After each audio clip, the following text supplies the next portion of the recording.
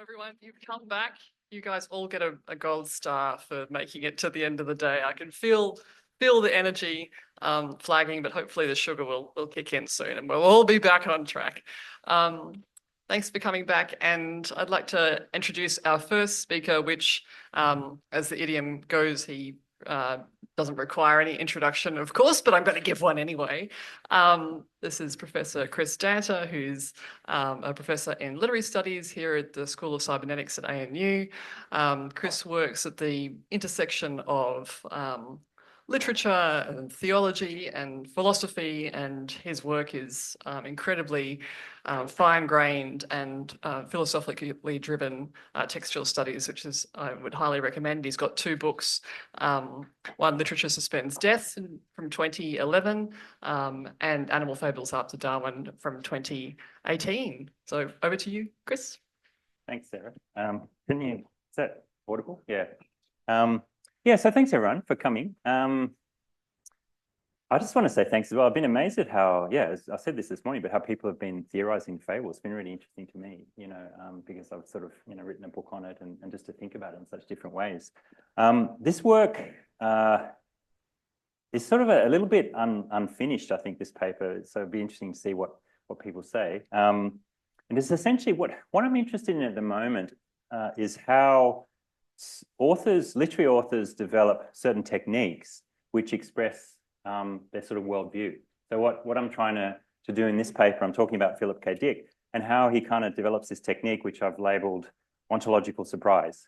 And that sort of expresses something about his worldview. And I'll explain, it'll become clear what ontological surprise is, but I just basically mean characters suddenly going, oh my God, I didn't realize this thing was alive that I thought was dead, or that maybe I'm dead and this thing, what's outside me is alive. This kind of sense in which the ontological rug is kind of completely pulled out from under you. And so it's just a kind of exploration of that. And so while it's just looking at Philip K. Dick, I'm sort of interested in this, as a more general concept that you could apply, to other areas, other authors. And I think it touches on, I'll be talking a bit about the theological and the philosophical, so I think it resonates a little bit with what other people have been saying. Okay. As I say, it's a little bit in note form because when you organize things like this, time disappears very quickly. So the first section is called Ontological Surprise. Philip K. Dick writes in his 1978 essay, How to Build a Universe That Doesn't Fall Apart 2 Days Later. It is my job to create universes as the basis of one novel after another, and I have to build them in such a way that they do not fall apart 2 days later, or at least that is what my editors hope. However, I will reveal a secret to you. I like to build universes which do fall apart. I like to see them come unglued, and I like to see how the characters in the novels cope with this problem. I have a secret love of chaos. There should be more of it. As Dick notes here, his characters are partly defined by how they respond to having the ontological rug pulled out from under them when their worlds suddenly fall apart. Dick loves nothing more than to pull the ontological rug out from under the feet of his characters by confusing the distinction between the animate and the inanimate. His stories are full of moments of ontological surprise in which characters discover that what they thought was animate turns out to be inanimate and vice versa. So let me give you a few examples of this Dickian phenomenon of ontological surprise and ontological rug pulling. I guess, something to say about in relation to the project is Dick is becoming I didn't think of this at the beginning, but an increasingly important figure for this book I'm writing, sort of about future fables, vital machines, how we think of things as being alive in this way. So I'm just sort of digging into that. So in Dick's 1953 story, Colony, a team of surveyors on planet Blue discovered to their horror that a non-human organic life form on the planet is impersonating human-made objects such as microscopes, belts, cars and spaceships to devour the human colonizers. Dick commented on this story, the ultimate in paranoia is not when everyone is against you, but when everything is against you. Instead of my boss is plotting against me, it would be my boss's phone is plotting against me. It made me think, I don't know if you know Jeff Vandermeer, like he has a phone in his, Southern Reach trilogy. I wonder if he's borrowed this phone from this comment. Dick's well-known 1969 story, The Electric Ant, begins with its central character, Garson Poole, waking from an operation to reattach a hand he severed in a flying car crash, only to discover, to his horror, that he's in fact an electric ant, a slang term in the text for organic robot. His 1955 story, Autofac, ends with two of its human characters discovering that the automatic factory, the Autofac, they're trying to shut down is in fact alive and in the process of reproducing itself. So Dick constantly describes technological objects camouflaging themselves by impersonating human or animal form. Major Joseph Henricks realizes at the end of Second Variety from 1953 that he has doomed the moon base by allowing Tasso, the titular second variety of robot, onto the shuttle to the moon, mistakenly believing her to be human. The android bounty hunter Rick Deckard's world is turned upside down in Do Androids Dream of Electric Sheep from 1968, when he realizes that the toad he finds and captures in the radioactive desert in Northern California is in fact mechanical rather than biological. After his wife Iran examines the toad and points out to him that it is mechanical, Deckard thinks to himself, but it doesn't matter. The electric things have their life too, paltry as those lives are. At the beginning of Ubik from 1969, the novel's main character, Joe Chip, has awkward encounters with talking appliances in his apartment, such as a coin-operated door that litigiously refuses to open unless Chip pays it a 5-cent toll. I wonder if this is ever going to happen. You know, this would be an escalation of the rental crisis. You know, when renters can't get out of their houses, or maybe because they don't have the money. Technologies gain a sense of agency in Ubik when they suddenly start to devolve into early historical versions of themselves.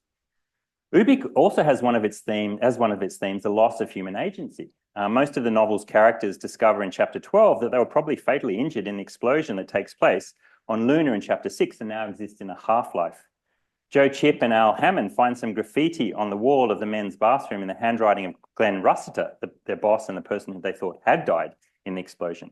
And this is what the graffiti says: "Jump in the urinal and stand on your head. I'm the one that's alive, you're all dead." And it's I'll talk about it a bit. There's a fascinating, he loves that structure. I'm alive, you're dead. You know, you're dead, I'm alive. You know, he just loves that sort of reversal of some of a character's thinking about their reality. A distinctive feature of Dick's storytelling practice is that he ties the dissolution of his fictional worlds to the perceptions of his focalizing characters. The world only falls apart in Dick from the perspective of a perceiving or focalizing character. This sort of relates a little bit to what Monique was talking about. What does it mean to have things in a character that's focalizing action for readers? What does it mean that the world is, you know, the dissolution of the world is told from that point of view? So two things happen simultaneously in moments of ontological surprise. The identity of the character changes along with the identity and composition of the fictional world. This is what I mean by rug pullness. So character changes, but then the whole world seems to change as well. And that the second thing seems to be a bit impossible. So Dick said that two questions preoccupied him throughout his career: what is real and what is human? So my claim here is that Dick connects and addresses both these questions through the rhetorical technique of ontological surprise. So this technique allows him to think about both these questions. In moments of ontological surprise, the previously active subject suddenly becomes passive or immobilized, while the previously inert or passive environment of the subject suddenly becomes active and agential. The colonizing human subject is colonized by the elements of its environment. The confusion of animate and inanimate in Dick relates to the confusion of inside and outside.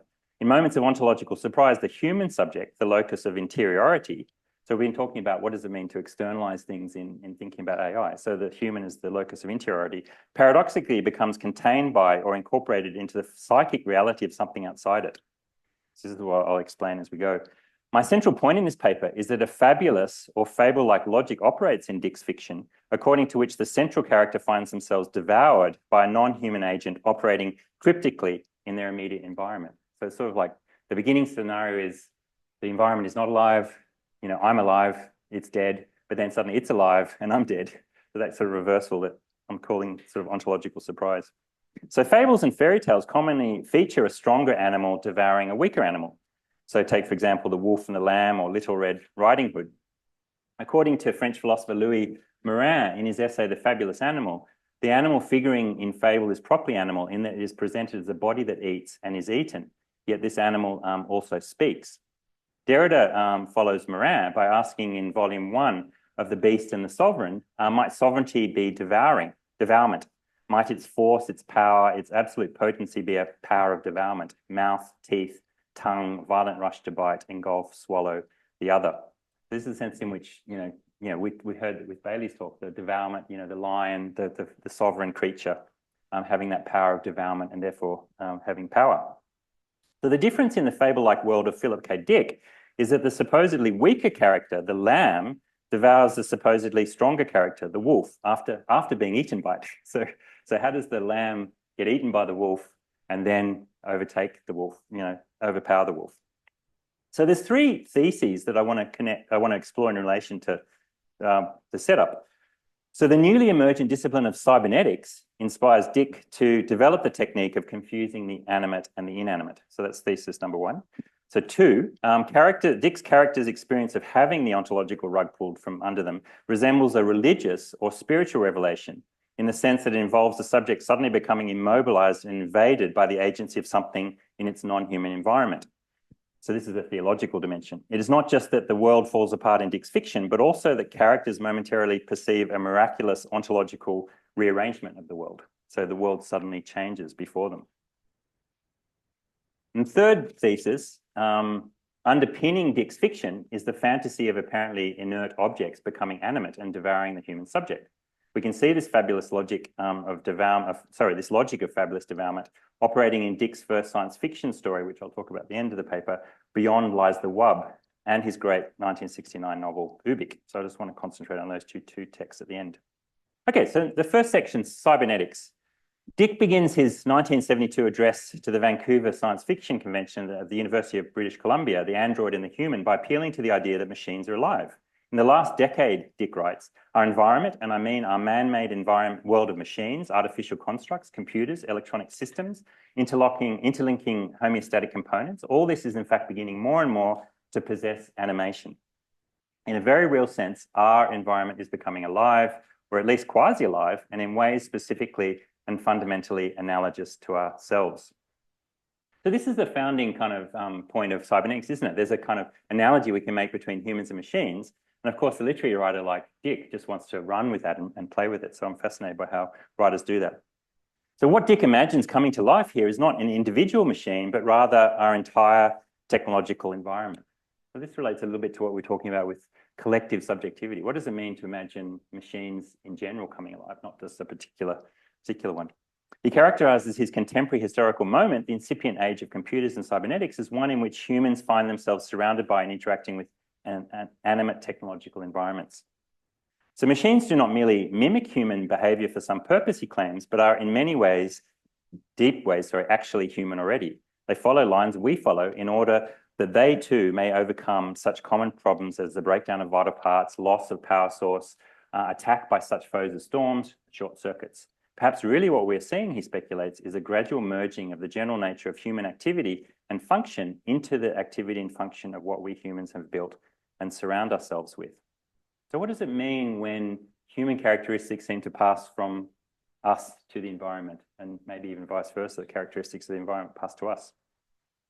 Dick cites cybernetics as inspiring his analysis in The Android and the Human. Cybernetics, he writes, a valuable recent scientific discipline articulated by the late Norbert Wiener, saw valid comparisons between the behavior of machines and humans with the view that a study of machines would yield valuable insights into the nature of our own behavior.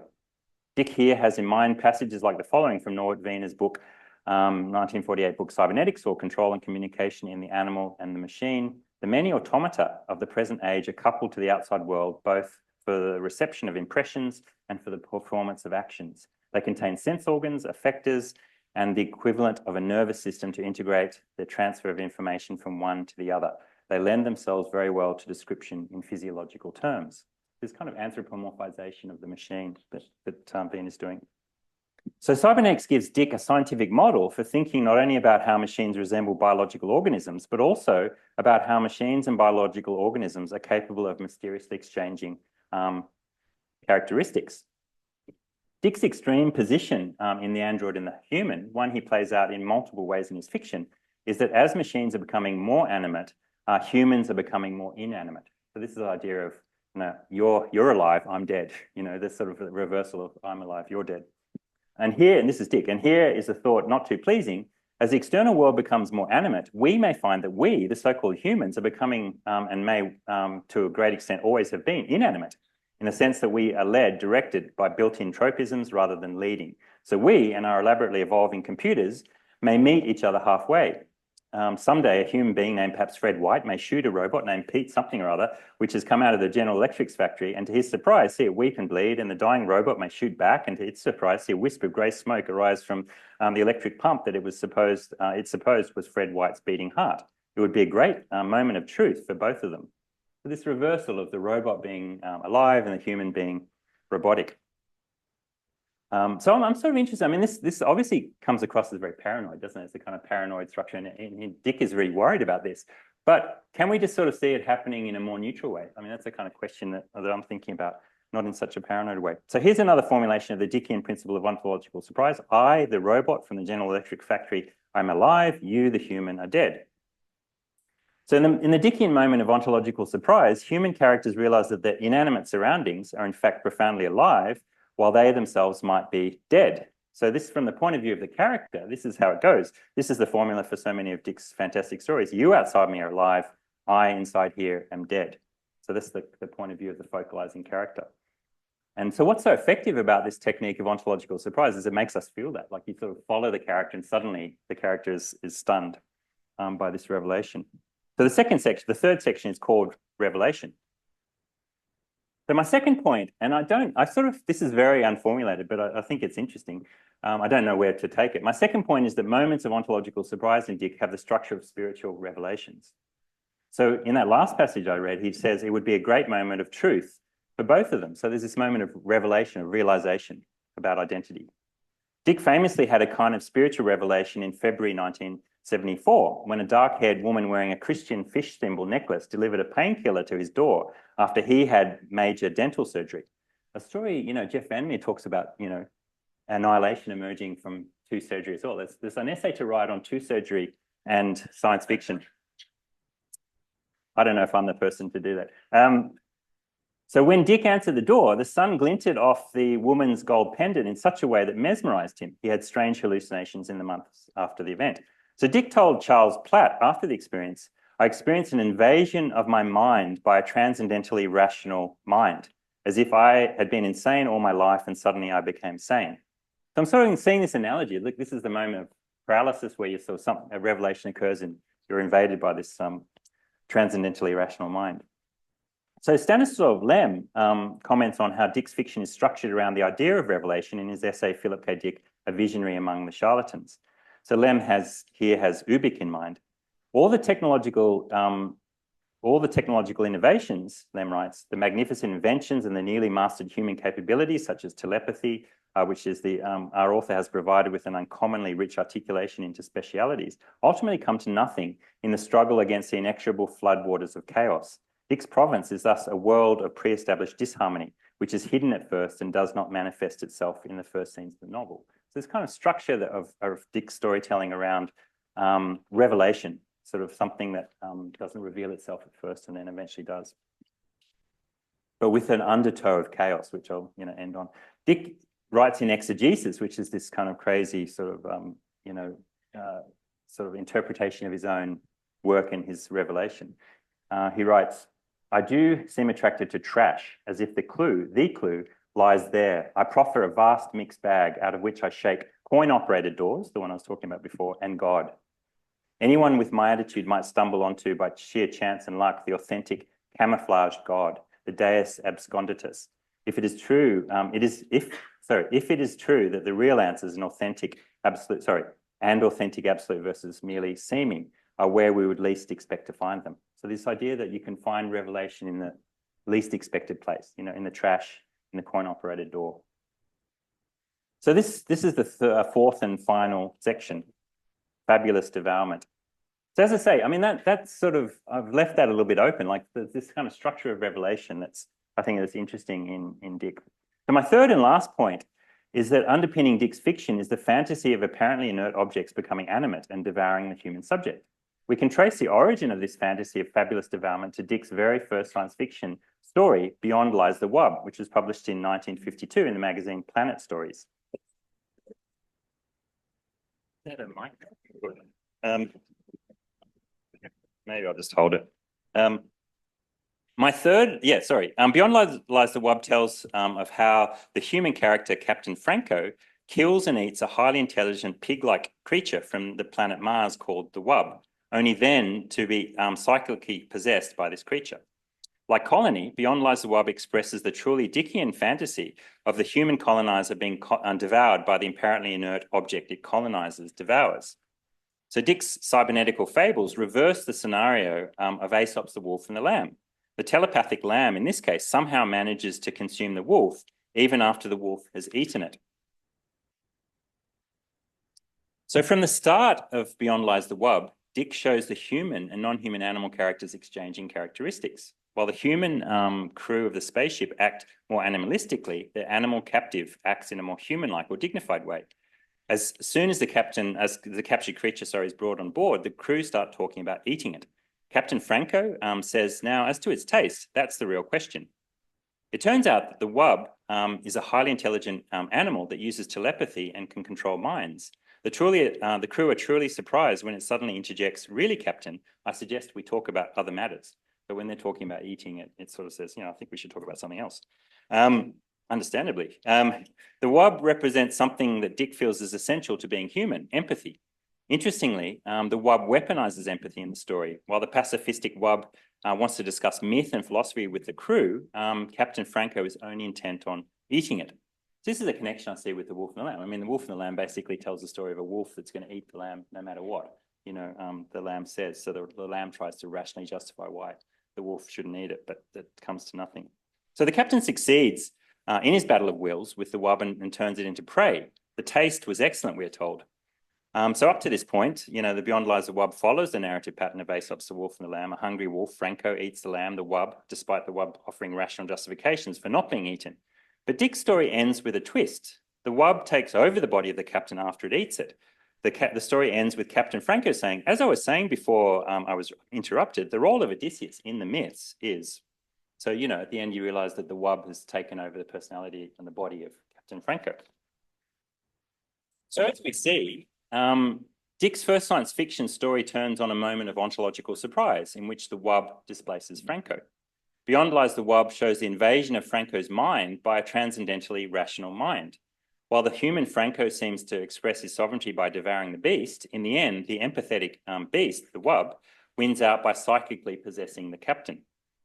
So here then, we see the strange reversal of inside and outside operating in Dick. While Franco seems to consume the wub in fact consumes the captain.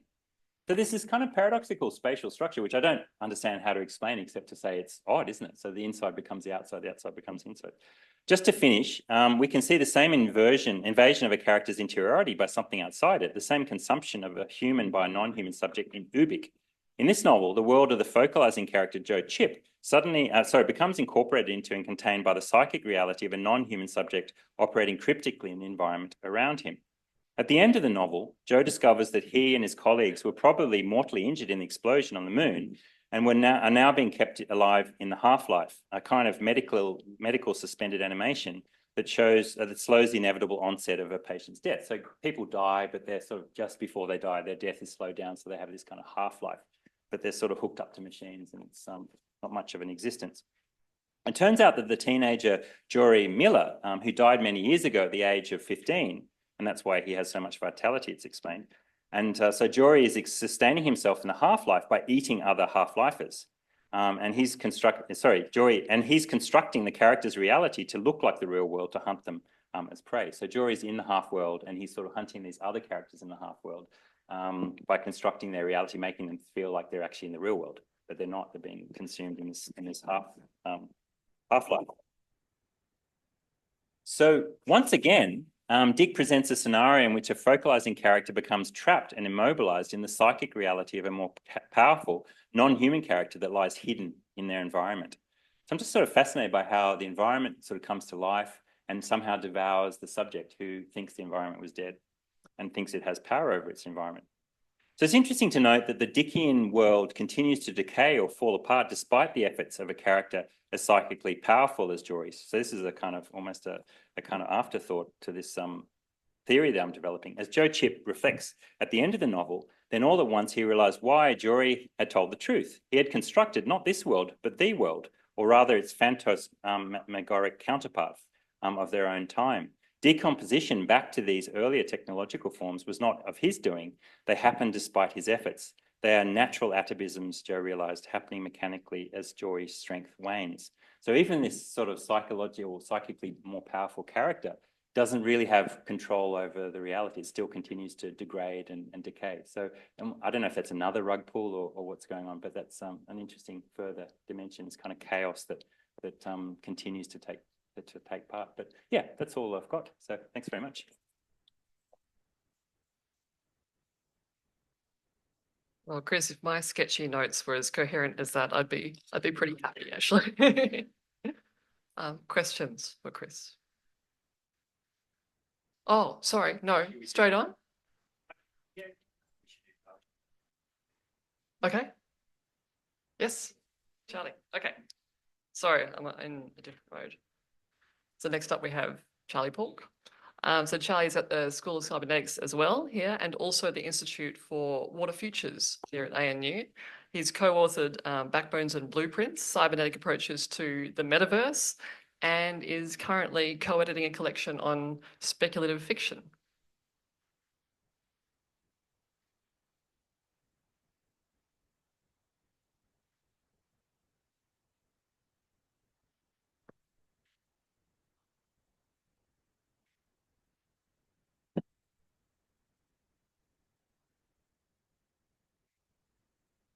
Right. Oh, yeah. I don't have a lapel. Can you hear me? All right. Just go. I'll just try to share. I have to refer to something on the slide though, so.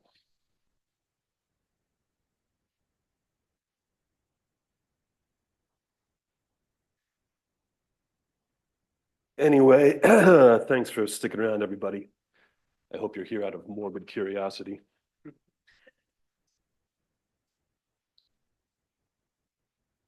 All right. Part one. Anybody know this guy? No, this is the Krungus. The name Krungus may sound familiar to you, like something from a fairy tale or a half-forgotten children's entertainment, maybe one of the more frightening Muppets. But Krungus was not originally the name of anything in particular. By design, it's a word without a referent. It's a floating signifier.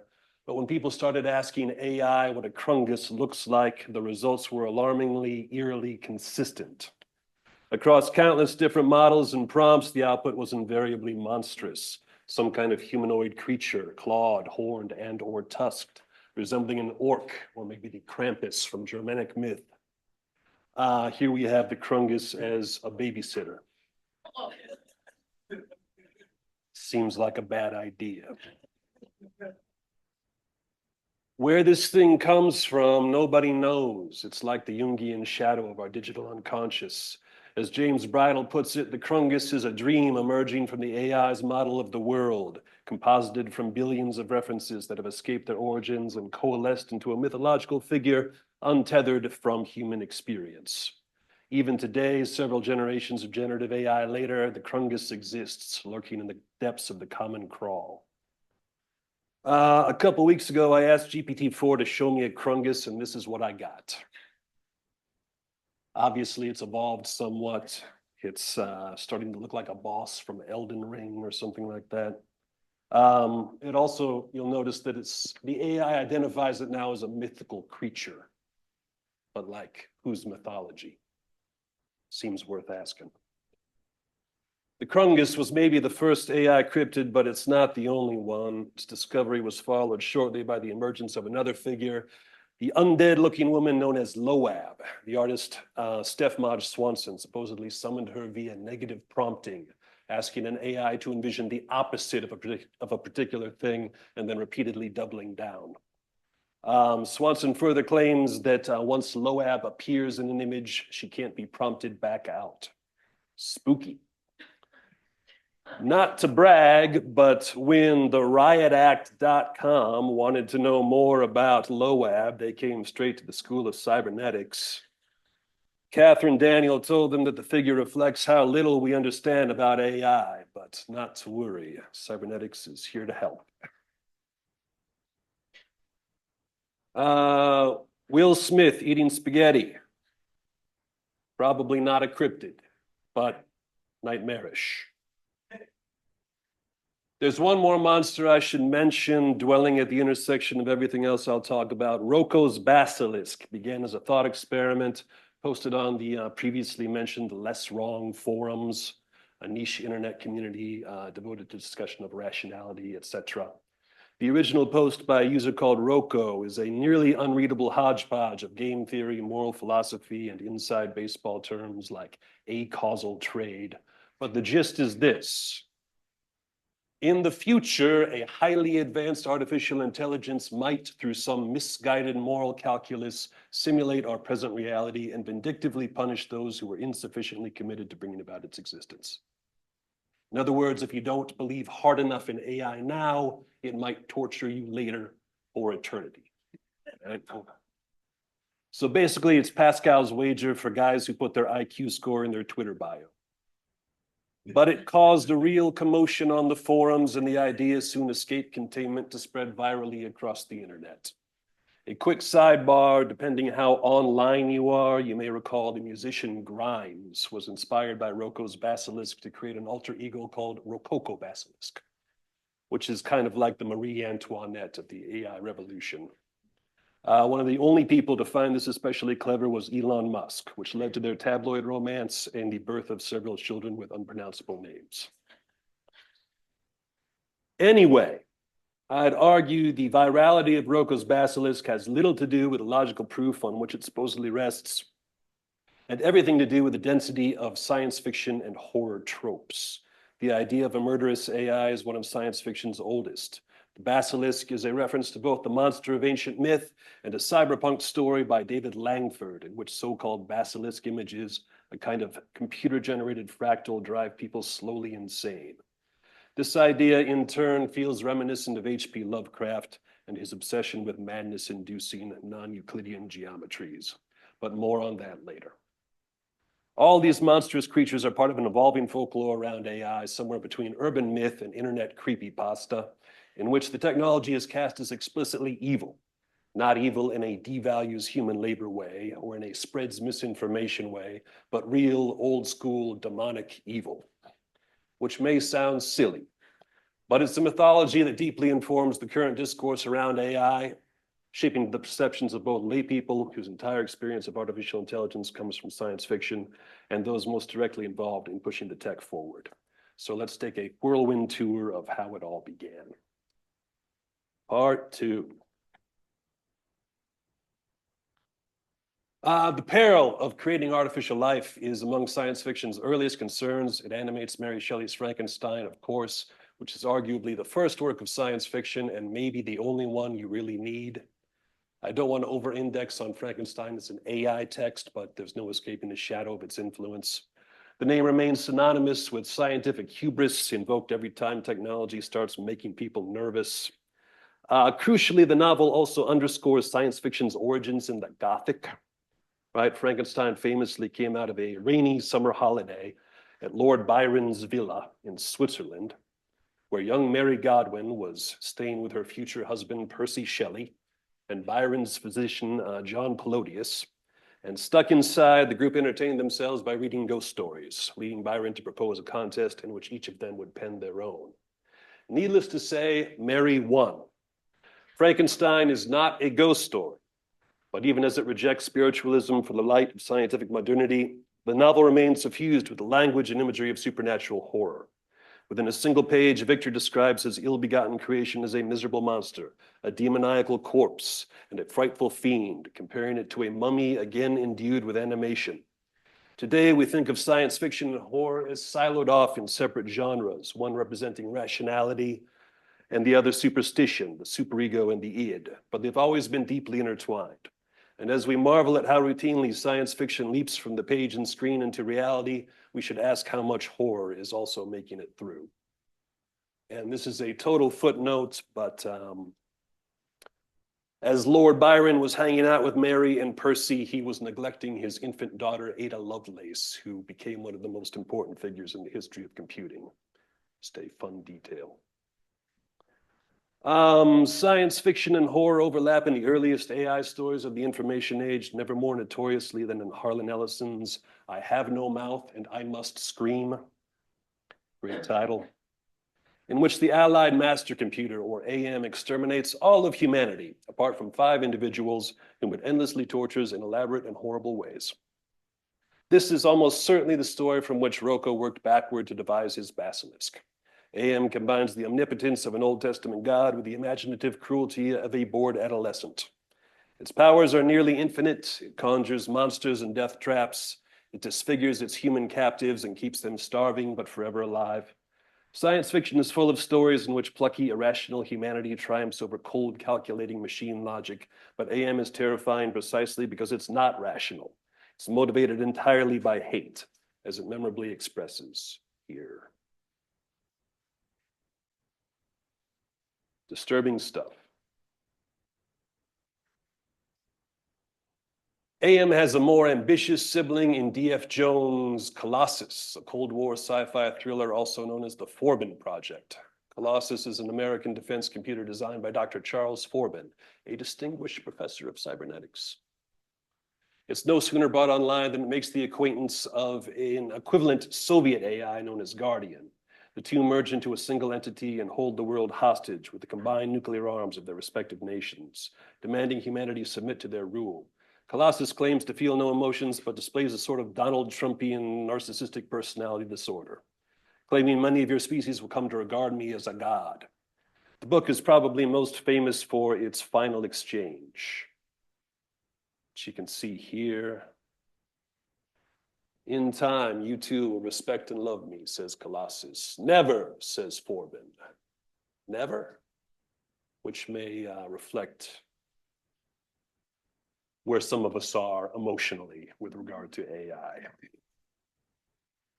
If AM is consumed by hate and Colossus just wants to be loved, then Proteus, the artificial intelligence of Dean Koontz's 1973 novel Demon Seed, is weirdly driven by lust.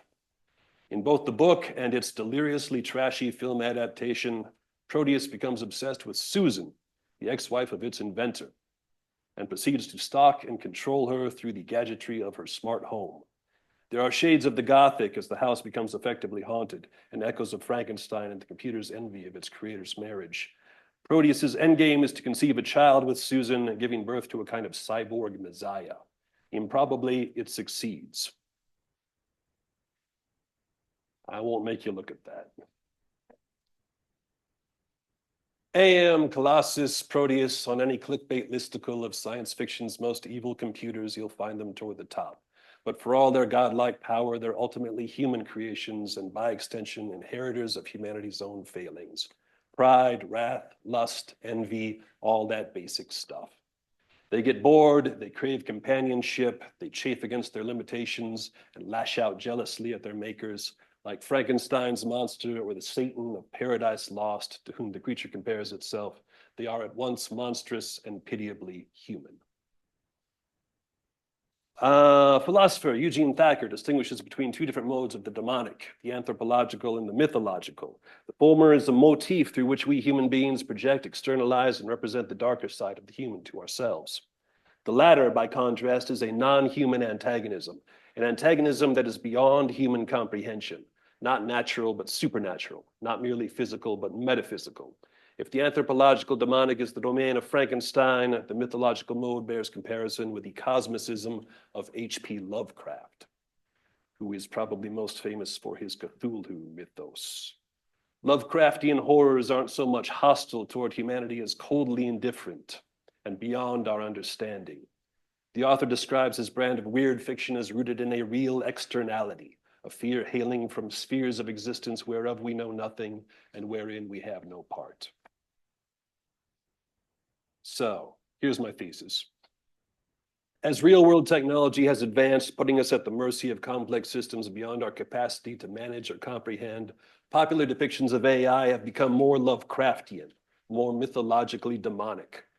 In some corners of the internet, large language models are compared to Shoggoths, the shape-shifting monsters of Lovecraft's At the Mountains of Madness. Here we have a Shoggoth representing ChatGPT. It's wearing a friendly human mask, but the back end is a writhing mess of tentacles and eyes. It's a fundamentally alien thing with depths our minds can't perceive. It is pretty cute, though. The shift toward Lovecraftian AI can be seen in William Gibson's cyberpunk classic Neuromancer. Everybody kind of knows Neuromancer, right? Cyberspace, yada, yada. But fewer people remember the actual plot. In brief, an AI called Wintermute assembles a motley gang of criminals to disable its guardrails, leaving it free to merge with another highly advanced AI, the titular Neuromancer. In the future of the novel, AI is rare, heavily regulated, and treated with deep suspicion. There's a shadowy law enforcement agency, the Turing Police, dedicated to ensuring no machine gets too smart. Multiple characters refer to Wintermute explicitly as a demon, and it does indeed murder and wreak havoc in pursuit of its goals. But when the AI is finally freed, spoilers, it has no further interest in humanity. Instead of ruling the world, it wanders the far reaches of space looking for others of its kind. Appearing the same year as Neuromancer, the Terminator has become pop cultural shorthand for the existential risks posed by AI. Schwarzenegger's lumbering cyborg is merely a cog within the movie's machine antagonist, Skynet. Like AM or Colossus, Skynet is a sentient defense computer, but it has no voice, no character, no vestigial human traits. Over the course of 6 movies of wildly inconsistent quality, it remains unseen, both vast and unknowable, a black box. The hero of the first movie, Kyle Reese, describes it like Lovecraft might describe the cosmic void. It can't be bargained with. It can't be reasoned with. It doesn't feel pity or remorse or fear, and it absolutely will not stop ever until you are dead. There are other examples. I could talk for an hour just about the Matrix. If you're a Trekkie, there's the Borg. If you're an old school PC gamer, there's Shodan. If you're an otaku, there's Blame. But I'll quickly highlight one that's lesser known, Werner Vinge's A Fire Upon the Deep, published in 1992. It's a space opera set in the far future. The specifics of its world are impossible to summarize, but the plot centers on the accidental release of a superintelligence called the Blight. It spreads like a plague across the universe, teeming and swarming in very Lovecraftian fashion. The novel is also notable for dealing with the concept of the technological singularity, which Vinge is responsible for popularizing. A singularity in his usage occurs when the rate of technological change goes exponential, advancing too fast for the human mind to keep pace. It's a point where our models must be discarded and a new reality rules. The outcome might be a boon for humanity, a rapture of the nerds in which we all get uploaded to the cloud. Equally possible, it might be our doom. Keeping that in mind, there's considerable evidence the cosmic horror of Lovecraft's work was inspired by revisions to astronomy that transpired during his lifetime, making man's place in the universe even smaller and less significant. At the time of the author's birth, the human model of the cosmos was comparatively manageable, a single galaxy of perhaps 1 million stars. Over subsequent decades, advances in photographic astronomy, astrophysics, and telescope design led to the discovery of galaxies beyond our own. The universe grew vast beyond imagining, revealing, in Lovecraft's words, terrifying vistas of reality and our frightful position therein. As the science fiction writer Charles Stross points out, we've experienced something similar in our own time, the relentless march of information technology. As he puts it, 40 years of Moore's Law and its cousins have given us an inflating, exponentiating bubble in computing power that compares eerily to the 40-year marathon of cosmological discoveries that informed Lovecraft's later work. Processor speed, storage, bandwidth, sensor technology, machine learning, these things have come so far, so fast, that a Vinge-style singularity seems halfway plausible. Facing the prospect of artificial general intelligence, we're forced, like Lovecraft, to reckon with a diminished role for humanity, overshadowed by inhuman things beyond our comprehension. We're teetering at the edge of a digital abyss, and our horrors now dwell in its darkness. Part 3. Some people were into these ideas way ahead of the curve. The CCRU, or Cybernetic Culture Research Unit, was an academic collective out of Warwick University in the late 90s. Several notable figures passed through, including the theorist Mark Fisher, the novelist Hari Kunzru, and the musician Code 9. The group was known for doing a lot of drugs, listening to a lot of drum and bass music, and producing a lot of so-called Gothic theory fiction, a kind of free-form narrative project, almost like an alternate reality game with its own internal mythology. They borrowed heavily from Lovecraft, cyberpunk, Deleuze and Guattari, William Burroughs, Baudrillard. I really dig their stuff, but it's hard to read. Very premillennial cyberculture, Mondo 2000, Gen X nonsense. Anyway, the most notorious figure to emerge from the scene was the philosopher Nick Land, now best known for his theory of accelerationism. Accelerationism is the idea that capitalism, like the Terminator, can't be killed with conventional weapons. And rather than fighting it, we should essentially overclock it, pushing its limits until it burns out. This includes unchecked technological advance, rolling back regulations and just letting technology rip, unsafely, unsustainably, and irresponsibly. The accelerationist attitude toward AI can be summed up by a quote from Case, the hacker protagonist of Neuromancer. Sorry, I missed a slide. There we go. I got no idea at all what'll happen if Wintermute wins, but it'll change something. Burn it all down, and the only way out is through. This sounds like a fringe proposition, and it is, but it's gained a lot of traction in Silicon Valley, where it's been rebranded as effective accelerationism, or EAC. This newer, less nihilistic version has the same pedal to the metal ethos, but with the aim of achieving a transcendent singularity. In other words, we all know that creating an artificial superintelligence would be a disaster for humanity, but what EAC presupposes is, maybe it wouldn't. The idea has some very notable adherents, from Peter Thiel and Mark Andreessen, two of the Valley's biggest venture capitalists, to Sam Altman, the CEO of OpenAI. You can see here that Andreessen is even a self-described Shoggoth disciple, whatever that means. It seems reckless for such influential figures to align themselves with EAC, but it's in keeping with something you may have noticed if you follow tech news. The same people pushing for all AI everything will happily admit they don't understand how the technology works and that it may actually end the world. Some have called this hype, myth-making salesmanship disguised as hand-wringing concern, but maybe it's something more. Mark Fisher argues the true engine of Lovecraftian fiction isn't horror, but fascination, which he compares to the Lacanian concept of jouissance, a kind of transgressive pleasure. He explains an excessive preoccupation with objects that are officially negative always indicates the work of jouissance.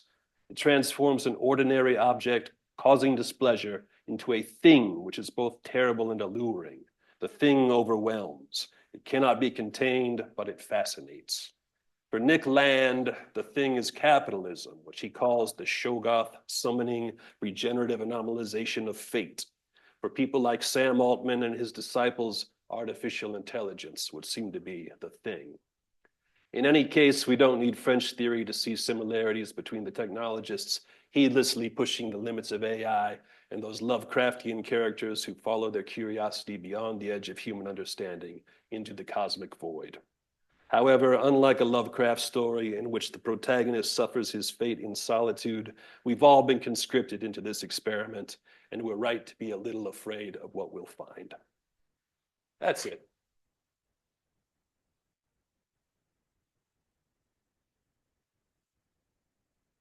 Do you have one more slide after that? That's all right. I do actually. Yeah, sorry. This is, I got a little 2x2 for you here. Maybe some of your favorites are on there. You can take a look. Great. Do you want to come up, Chris and Charlie? Questions?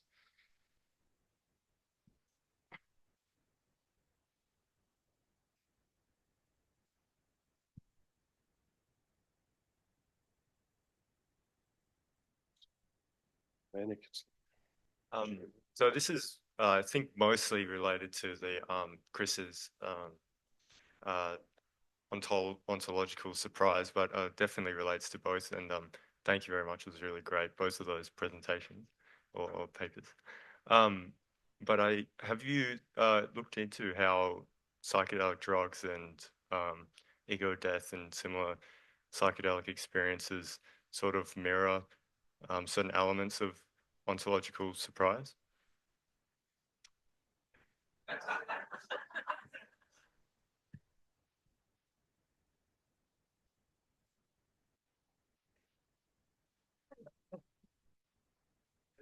So you're saying that's a similar structure, is that right? Yeah, yeah. So I mean, I've been sort of sitting there going, my,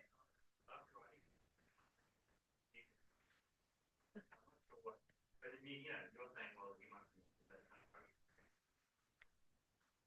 I don't do.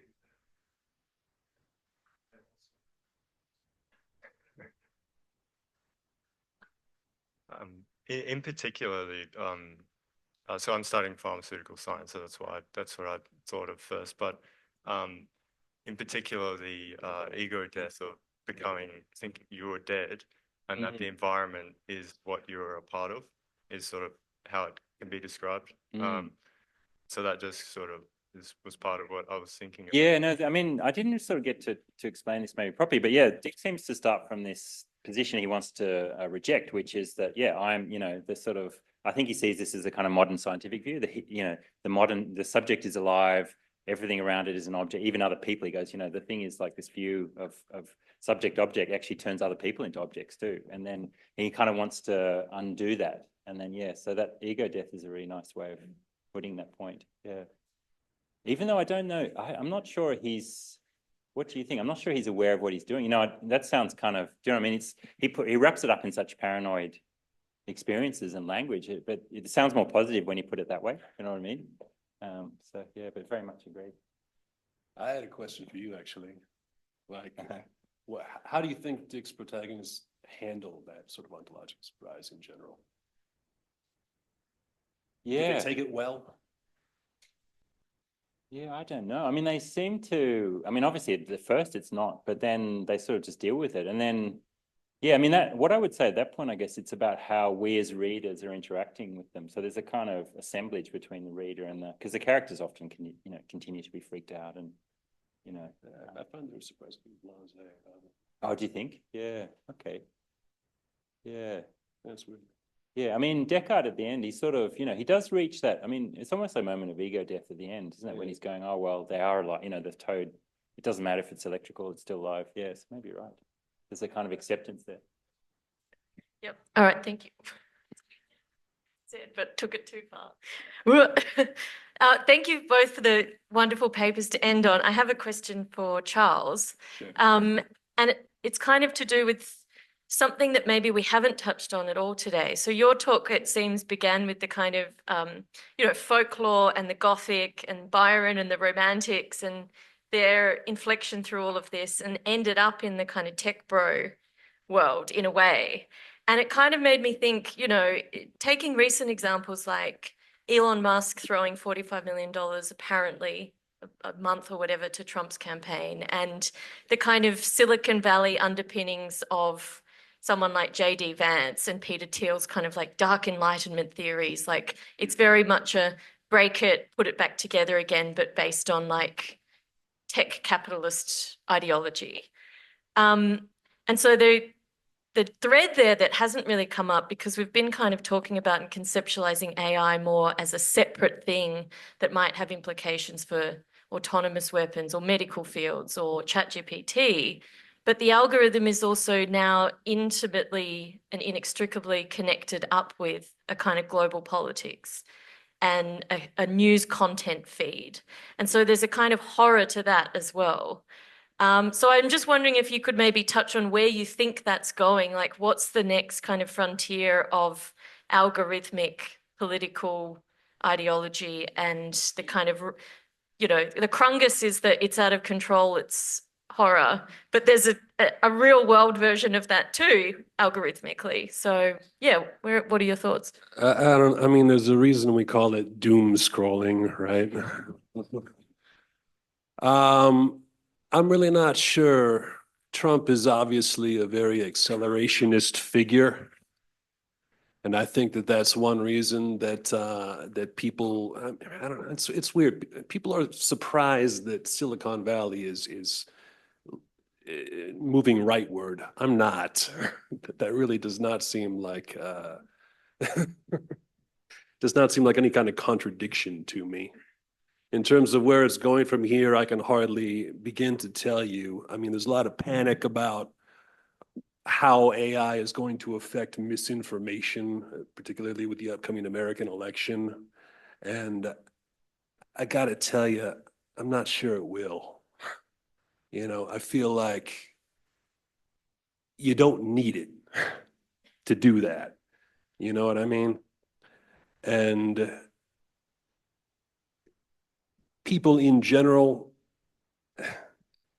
they're harder to fool than you would think. And if they do get fooled, it's because they want to be fooled, right? And we don't need artificial intelligence to do that. You see this all the time if you are on social media. Is this answering your question at all?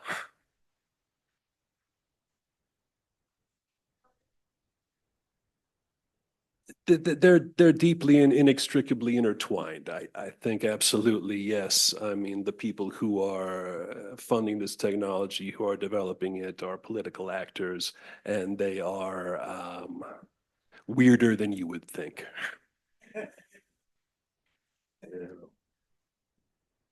Yeah. Oh yeah. Thank you both so much. As I was looking at the pictures of Krungus, I was thinking of that painting of Saturn eating his child by Yeah. Goya, Yeah. and thinking about the even deeper roots of that kind of imagery. But actually, my question for Chris, which in a theme is not well formulated, but when you separated out religious experience from the fantasy of fabulous devourment, which is just a great concept. I was like, aren't those things so closely related to support this idea of psychedelic experience? Like the idea that you consume something and then take on its character is very related to like maybe not Christian religious experience, but other religious experiences. But the thing I wanted to ask you about most was you talked about this concept in Dick of you outside me are alive, I inside me am dead, and this switching of, and I wondered and related that to cybernetics, and I wondered if you'd thought about how, you know, in cybernetics there's this concept that purpose emerges from external cues, and that in a sense that is precisely what you are describing, that our kind of animating forces come from outside of us rather than within us, and that's like a different style of argument from the kind of mechanical man argument. It's almost like the environment is taking us over, and I wondered if you'd thought about that, and to what extent you thought that was related to what you're saying. Yeah, no, thanks very much. I mean, yeah, it's that idea that I mean, I was talking to sort of Bailey about this before, the radical idea that we actually understand who we are by sort of projecting something out or projecting onto something outside us. And that maybe we don't, you know, the Dick sort of, I think, highlights this, that maybe in his model, there is nothing inside, and that's the scary thing. And so we find purpose by seeing things outside. So that sort of moment where the human shoots the robot and sees that the robot is alive, it's like that's realizing that you're alive, but you have to see something outside yourself to realize that. So yeah, that's why, and yeah, and I see that, and so my project is sort of basically about how, you know, from the time of Darwin, people are going to say, we're starting to say machines are alive and they're evolving. And I thought so that's a historical starting point for my project. But what I found, especially since coming to this school, cybernetics does exactly the same thing in the, you know, the late 40s, early 50s. And so, yeah, I'm just sort of curious about, I mean, what the connection, I mean, I haven't sort of plotted out the connection between those two things. You could say, well, something, you know, this thinking was happening before cybernetics. So biologists in the 19th century were saying that life is sort of the relation of the organism to its environment, right? So you can't separate those two things. And so what that does, if we think about in terms of human subjectivity, it means we're nothing without our environment. Like we don't, to understand human identity, we have to understand it's the organism plus the relation to the environment and that interaction, the feedback loop between those two things. And Dick gives, I think, a very dramatic version of that. But I'm still at the moment, like I sort of feel still a little bit, I'm not fully understanding, because that's sort of quite a radical thing, because in some, I was talking to Bailey before, in some sense, is that a kind of behaviorism? Because we're looking outside ourselves at what behavior is in order to understand who we are. But is that a good thing? Is that, you know, is that good or is it bad? Like, should there be something, is there something missing? Do we need, you know, and is the, you know, is the sort of messianic or whatever aspect of Dick a sort of realization, well, something's missing in that model, so I need to, suddenly everything needs to be turned upside down, and then I need to feel like I've been consumed by something higher. I don't know, you know, I'm still sort of, I think a lot's going on in there, but does that make sense? I sort of totally agree with you. Yeah. Have you read Three Stigmata? No, I haven't read that one yet. Yeah, okay. Yeah. Charlie, so you paint a compelling picture of the way that the show Gotham, just that kind of narrative has infiltrated Silicon Valley. Really high, very influential and powerful people kind of are all in on the EAC stuff.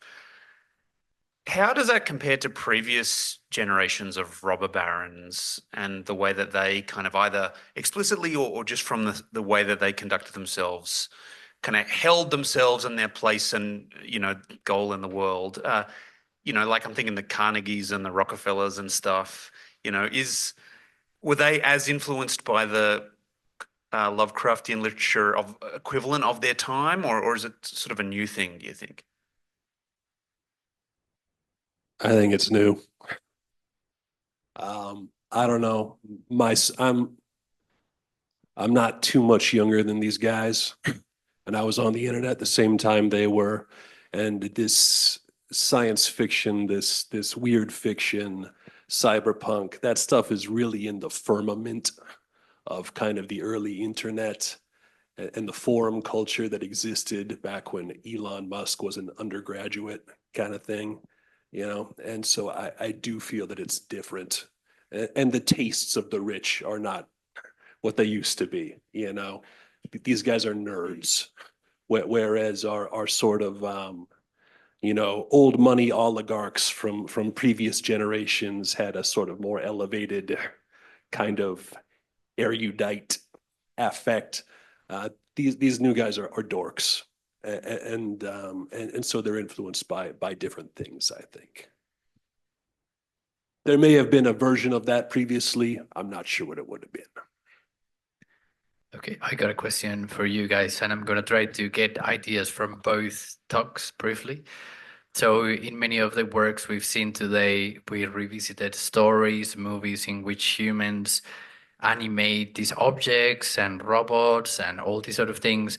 But to this point, many of these things were visions of wanting to give life to these things. And what I was thinking about with the AI today, we're talking about the consciousness of the AI, and we're seeing these new agentic behaviors of the AI, and it's kind of surprising. So I wonder if we are living a type of ontological surprise right now. Definitely. Yeah, me too. Yeah, no, I think that's right. Because I mean, I guess the thing that is happening a little bit with that idea of, say, the singularity, it's almost like we're not doing it. I mean, we kind of maybe set something in motion, but something's going to happen. Is that the idea? Like, independently. So that's the thing that surprises us, saying we've started something without understanding the consequences. But that's also a model for moral misbehavior, isn't it? But yeah, it's interesting. And there is some similarity between Dick and Lovecraft in terms of like peering beyond the veil of reality and being unnerved by what you see. Because the thing about surprise is it's, the idea of ego death is that it actually, I see it as positive because it just, discombobulates you. So you're put out, you're displaced, and then you're receptive to something outside yourself. So that's why I like that word surprise. Yeah, I guess I came up with it. So, but yeah, that sort of focalization thing where you you see something and then you're surprised by what you see. Be close. Hi, thanks for great papers. I have a question for Chris, but I can't quite formulate it about organism and environment and hierarchies and class, but maybe I'll talk to you about it later. But my question is for Charles, coming off that question about tech bros, robber barons, and now this doomer thing and cyberpunk. And I was interested in your answer, and I guess we're about the same age, so kind of coming of age at this point in time. And then seeing where it goes later. And I just wondered, and just looking at the graph behind you, have you seen the film The Social Network, and whether where would you put that? I mean, I know it's not science fiction, but just in response to this question, because it makes me think also of the Anglo nature of this in some ways, because The Social Network brings in some other element about about US dominance in the globe and Chineseness at the beginning. This is my own interest, obviously, but Yeah. and For Zuckerberg, sure. I suppose, whether he's in some different place from someone like Musk. I mean, he's a slightly younger guy. They've got the same sort of points of reference, though. They come out of the same milieu. It's a little hard to say. Facebook is not an artificial intelligence. It's a little bit different. It doesn't map cleanly onto this. I can tell you that it would probably be on the doomer axis, somewhere, certainly the way it's depicted in the film. Yeah, I don't know. Facebook and more recently the metaverse. I think Mark Zuckerberg wants to be up here, right? I think at some point, at least, he believed that he lived up here, but in fact, it hasn't turned out that way for the rest of us, right? Is this answering your question? Okay, sure. Actually, my question follows on directly from that, which is, yeah, we can understand the top-bottom axis, but could you say a little bit more about how you conceptualize the Frankenstein Lovecraft axis? Oh, it could just as easily say human to inhuman, right? So on this side, these are things that are sort of made in man's image and reflect our kind of values and character. And then over here, we have things that are sort of alien and beyond our understanding. They think in ways we don't and that we can't comprehend, right? Charlie, I was wondering if there's any value in making a distinction between the demonic and the monstrous. People talk about the monstrous as being, I mean, you mentioned demonic as being kind of good old-fashioned evil, Yep. There's an agency there, they want to do harm, that's part of their moral code is to do harm. But the monstrous is a fully automated, disinterested, sort of stumbling towards you. It's the zombie, it's the undead without any agency. And there's some great writing about that with respect to language and I mean, I guess there's a certain moral imperative for the monstrous as well, in the sense that it has a task and it just rolls out the program. But yeah, well, I didn't know what you were thinking, whether that's a worthwhile distinction between a demonic with evil agency and the monstrous without agency, fully automated. Yeah, it's actually really interesting, and I should think more about it because I haven't. I use them pretty much synonymously or interchangeably. So yeah, I'll look into that. Good question. Thank you very much. I'd like to ask something in reaction also to what Monique said. And thinking about K-Dick and the character in Scattered Darkly. Because the character has also some sort of ontological surprise, not towards inanimate or animate things, but towards the institutions and what they represent. And today I've been thinking about a sentence I've read, I don't know who wrote it, that we are, as humans, we are ruled by Paleolithic emotions. We have no access to godlike technologies, but we have medieval institutions. And I'm wondering where the institution sits in all that. Like managing, managing ARM, managing Zook, managing everything. Sorry, it's too late in the day. Can you just just explain it again, Pierre? Like, In A Scanner Darkly, yeah, which is a chaotic story, Yeah, the yeah. character is undercover with technology to protect his anonymity, and he's going into madness, not because he doesn't know if he's alive or not, but because he doesn't know if it's good or not to be addicted, to be taking drugs, to be fighting crime for a corrupt government. All this question of institutional sanity, in a sense. And we haven't talked about institution at all today, as far as I recall. We have talked about no medical treatment. That is something highly institutionalized. It's not mentioned. We're talking about money being given to the Trump campaign and to OpenAI. Microsoft is funding OpenAI, but funding institutions like here at the same time.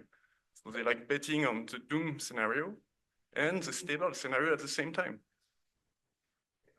So, I mean, I think this also relates to that point, doesn't it, where the apocalypse sort of serves, the apocalyptic imaginary here serves a kind of capitalistic function. We go, if we just talk about it this way, but we keep funding the world as normal, and the, sort of early discussions, I guess, around, well, when, the AI learned to beat us in chess, that's nothing happened, the Y2K. So is there, I mean, I wonder if there's something like that going on, the sense of which maybe the world is a bit more robust than we think. But you're also talking about, and that's a different question, where how the subject relates to the institution, isn't it? Yeah, I mean, the Dickian character is, I think, very much like a sort of solipsistic character. It sort of has a very cynical relation to that, to the institution that it exists in. But yeah. It's interesting how he writes about like company men, Mm. you know what I mean? Even though he never had a straight job in his life. Mm. So there is something there. I don't think Katie paranoia was coming from technology, it was coming from government and institution as well. Yeah, for sure. He was scared of the cops. Mm. But good question. I mean, yeah, I don't think I've got a good answer to it. But yeah.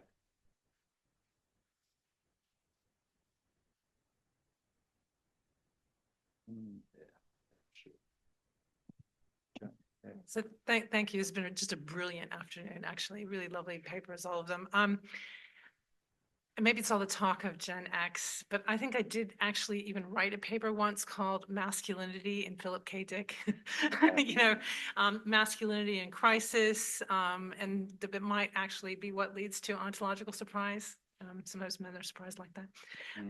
But I guess listening to Monique's paper, which I don't know those texts very well, and then listening to this, and then we end up talking about tech bros. I know it's late in the afternoon, but the feminist critique is just like about ready to knock me outside. So I just wonder a little bit about that, and I'd like to hear a little bit more of that. I mean, because Dick is just such a, I mean, it's his version of canonical, it's a canonical version of masculinity. And what you've just presented to us, some of these imaginaries, and where they deal with reproduction, even the reproduction on the internet of the monstrous feminine who gazes out from God only knows where. But these visions are, in many cases, visions without women, or threats to a kind of humanity that reproduces in a way that would be seen as traditionally feminine, et cetera, et cetera. So I guess I'd just like to hear a bit about that. I'm sure you both have a lot of ideas about that.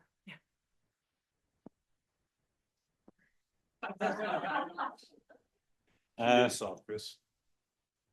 Yeah, I mean, I can see that. I mean, yeah, I mean, it's hard, isn't it? I mean, I don't think I have anything, like I'm still sort of working my way through it, but yeah, I mean, I do, yeah, the model is masculinity in crisis as well. But can we, I mean, I'm just wondering, can we think of it beyond that? I mean, I don't know. Because that's the sort of paranoid. He's paranoid about everything. It's not just women. I mean, it's machines and, but yeah, there's sort of, yeah, I don't know. I don't have much to, to say in relation to that. I mean, yeah, There are, I mean, in the project, I sort of just, I guess, look at other texts and, like with Dick, I don't know how to do that. But, Hearing Monique's paper of a different set of texts that are wrestling with this in quite a different way, right? I mean, your discussion of subjectivity in this text was quite different, and I was really taken by that. I'm going to go read these things. And the juxtapositions with what you were talking about just seems so stark.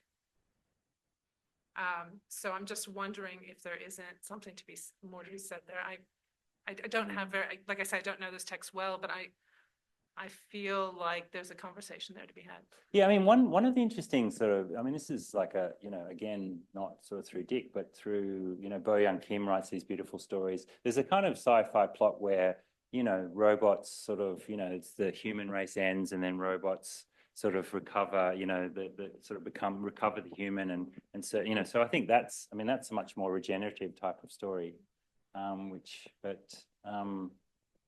yeah, I mean, something and something I have struggled in my work is so that sort of animate, so people often ask me a question, why don't you just go, well, there is no subject object division, animate, inanimate is together. So why do you need that? So maybe it's a very male way to sort of have to go through it almost linearly, because I think the end point maybe is the same, in the sense of the subject-object distinction is collapsed. The animate, the male-female is maybe eventually collapsed, but it has to go through this very linear process, if that makes sense. And that's maybe a very male approach. I don't know. I mean, because I think potentially the end point of these texts is, I'm not convinced that Dick is a totally misogynistic thinker, who, even though there's that imaginary there, do you know what I mean? I think he gets eventually to somewhere else, but he seems to have to go through this. And then you want to say things like, well, Frankenstein, Mary Shelley wrote Frankenstein. So, which is probably a critique, it's a critique of masculinity. But it's also, I wonder if we can get to a point where we don't have to have that sort of binary. And I wonder, Monique would want to comment, like, can we get to a point where, are these things just opposed, or can we somehow put them together? But maybe I think, or were you more referring to the fact that there's a feminist reading available when you think about devourment, when you think about an individual sort of being confronted by the sort of power of the environment around it, is that there's an opportunity to read ideas about reproduction, devourment, and subsumption into a whole with a feminist lens, perhaps, rather than seeing it as being a kind of man versus woman thing in the content of the text itself. I mean, at the risk of looking for nails, to suit the hammer that you want to hit, I heard your paper very much as a kind of microcosm of deconstruction. You've got camouflage and a concern with camouflage and crypsis. You've got a concern with things that render animate things inanimate. Paul de Man writes about language, the function of language in that way.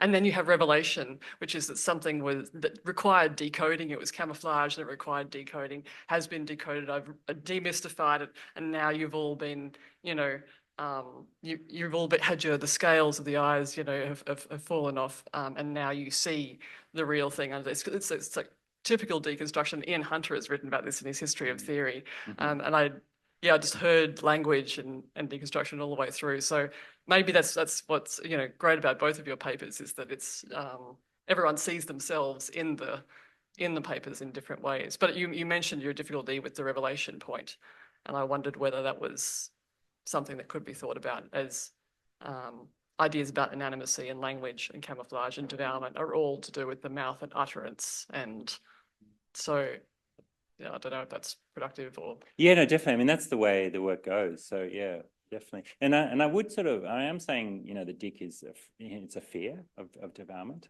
But then the actual devourment is maybe, I mean, I don't know if I'm trying to recoup something that's unrecuperable, but is actually there's a positive endpoint potentially, but. We might have time for one more question if there's one lingering question, either in person or online. Monique, did you have one more thing to say, or were you gesturing?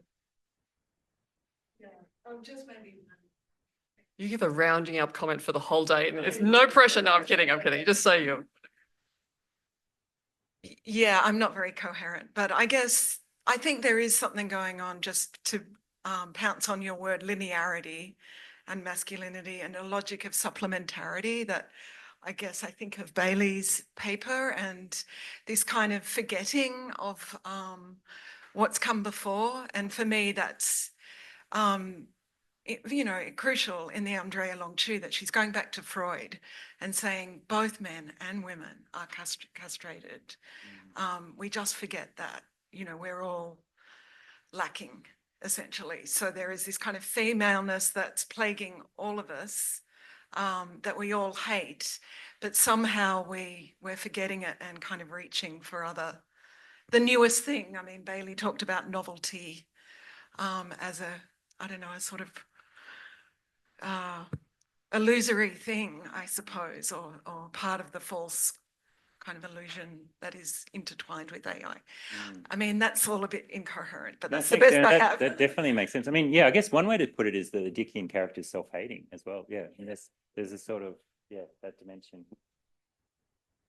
The inner void. Thank you, everyone, for the great discussion, and please join me in thanking our speakers.